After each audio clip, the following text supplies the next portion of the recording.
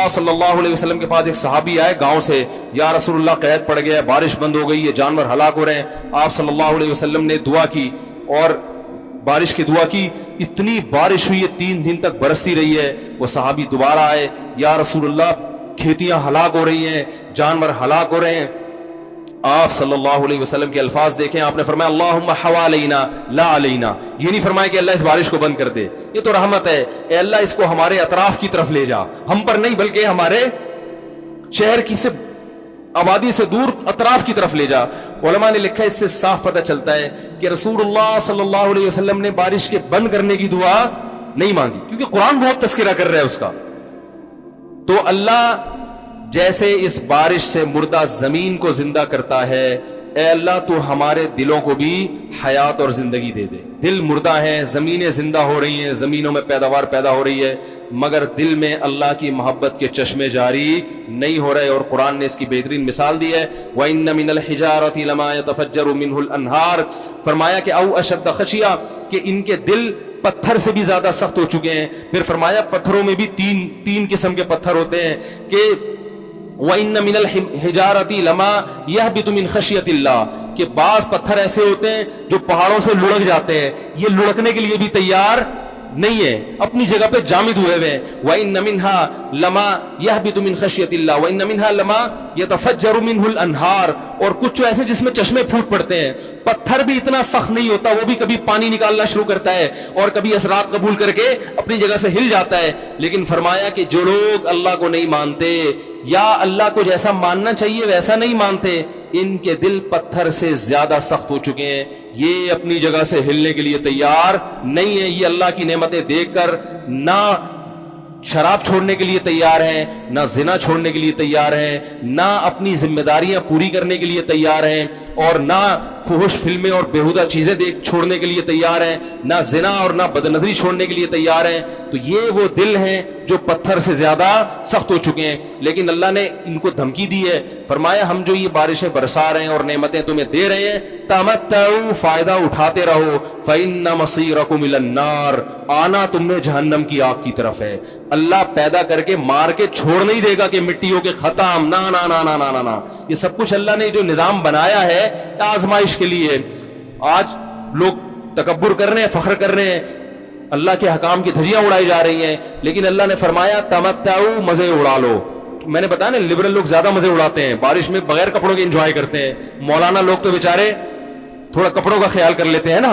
تو اللہ فرماتے ہیں تمتعوا, بہت مزے اڑاؤ, شرابیں بھی پیو, زنا بھی کرو, حرام دوستی. جو شادی کی بات کرے اس پر تو بولو, ہر وقت شادی شادی کرتا رہتا ہے ممبر پہ بیٹھ کے, لیکن زنا کرتے رہو بیٹھ کے, لڑکیوں سے حرام دوستیاں لگاتے رہو, یتیموں کا مال کھاتے رہو, بڑا بھائی چھوٹے بھائی کو وراثت نہ دے, انٹرنیٹ پر پوری رات ننگی فلمیں دیکھتے رہو بیٹھ کے, لڑکیوں سے اسکائپ پہ ویڈیو چیٹنگ کرتے رہو. اللہ فرماتے ہیں تمتعوا, مزے اڑاؤ جتنے اڑا سکتے ہو. ان مصیرکم الی النار, آنا آگ کی طرف ہے, کیونکہ میں رب ہوں, میری سزا پھر میرے حساب سے ہوگی, تمہارے حساب سے نہیں ہوگی. وہ سزا مؤخر اس لیے کی ہے کہ بہت بڑی ہے, چھوٹی موٹی ہوتی تو اسی وقت 2 تھپڑ لگا کے چھوڑ دیتا.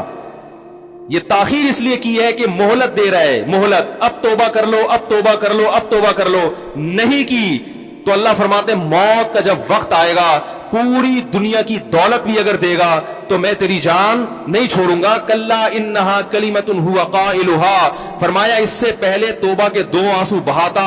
زمین اور آسمان نے اگر گناہوں سے زمین اور آسمان کے خلا کو بھر دیا ہے نا, وہ 2 آنسو آگ ٹھنڈا کرنے کے لیے کافی تھے. لیکن جب تم موت اپنی آنکھوں سے دیکھے گا, ساری دنیا کی دولت بھی خرچ کر دے گا, تو اللہ فرماتے ہیں توبہ کا کلمہ ایسا ہوگا, انہا کلمۃ ہوا قائلھا, ایک زبان سے نکلا ہوا کلمہ جو ہوا میں تحلیل ہو گیا. اللہ اپنے قانون میں بہت سخت ہے میرے بھائی. فرعون ساری زندگی نافرمانی کرتا رہا, جب پہلا ہوتا کھایا ہے توبہ کی نا اس نے, اور کیسی پرفیکٹ توبہ کی. کہنے لگا آمنت انہ لا الہ الا الذی آمنت بہ بنو اسرائیل, یہ نہیں کہ میں اللہ پر ایمان لایا, کیونکہ اللہ کے مفہوم میں فرق ہو سکتا ہے اپنے آپ کو اللہ کہہ رہا ہوں. پوری تشریح شرح کے ساتھ, حاشیے کے ساتھ کہہ رہا ہے کہ میں اس رب پہ ایمان لایا جو ایک غلام قوم کا رب ہے.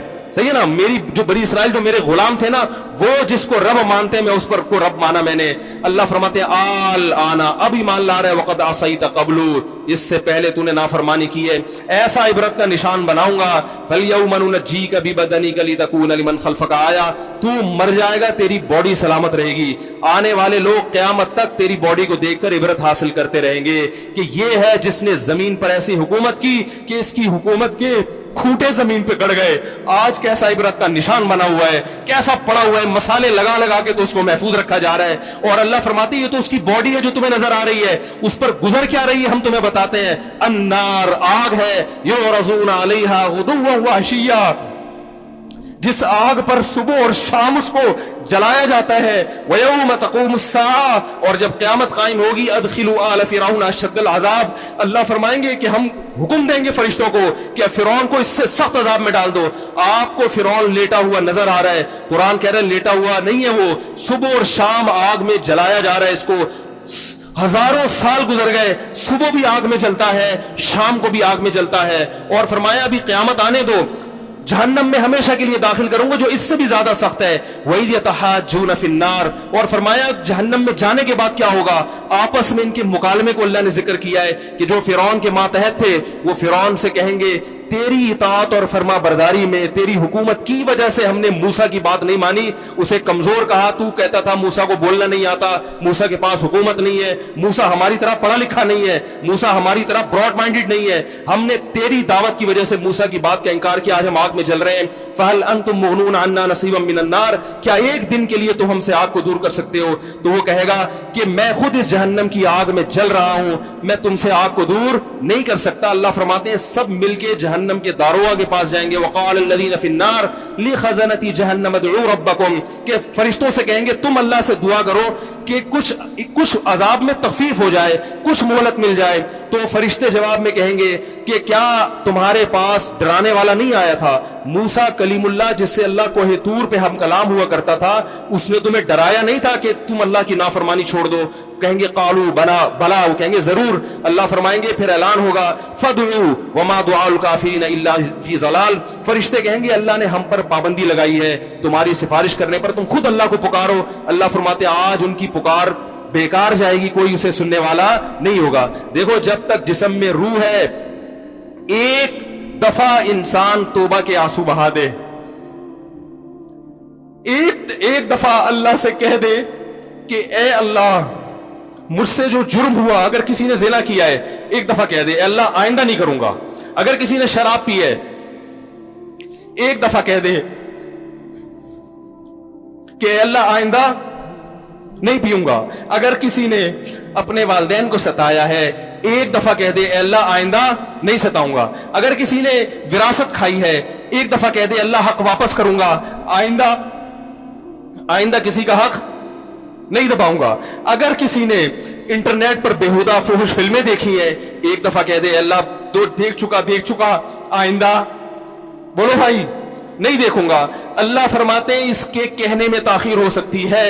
وَمَن يَعْمَلْ سُوءًا أَوْ يَظْلِمْ نَفْسَهُ ثُمَّ يَسْتَغْفِرِ اللَّهَ يَجِدِ اللَّهَ غَفُورًا رَحِيمًا, کیسا ہی بڑا سے بڑا جرم کر لے, اس کے بعد جب اللہ سے توبہ کرے گا بشرطے کہ روح جسم کے اندر موجود ہو, اللہ فرماتے ہیں یجد اللہ غفور الرحیم, اللہ صرف گناہ کو معاف نہیں کرے گا بلکہ یہ اللہ کو غفور اور رحیم پائے گا. غفور بھی پائے گا, پانے کا مطلب ہے محسوس کرے گا کہ اللہ نے اس کے جرم کو معاف کر دیا ہے, اور رحیم بھی پائے گا کہ مزید رحمتیں بھی کر رہا ہے. یہ اس وقت تک اللہ کی طرف سے بھائی پیکیج ہے جب تک روح جسم کے اندر موجود ہے, کیونکہ غیب کا معاملہ ہے. جب اس روح اور جسم کا رشتہ کمزور ہو گیا ایڑیاں رگڑتے رہو گے لیکن اللہ توبہ قبول کرنے کے لیے تیار نہیں ہوگا. اللہ سے دعا ہے کہ اللہ ہمیں اس وقت کے آنے سے پہلے سدھرنے کی توفیق عطا فرمائے, اور اس بے حیائی کا جو طوفان ہمارے معاشرے میں پھیلا ہوا ہے اللہ اس بے حیائی کے طوفان سے ہمیں بھی اور اپنے اہل و عیال اور اپنی اولادوں کو بھی بچنے کی توفیق عطا فرمائے. سبحانک اللہم و بحمدک نشہد ان لا الہ الا انت نستغفرک و نتوب الیک.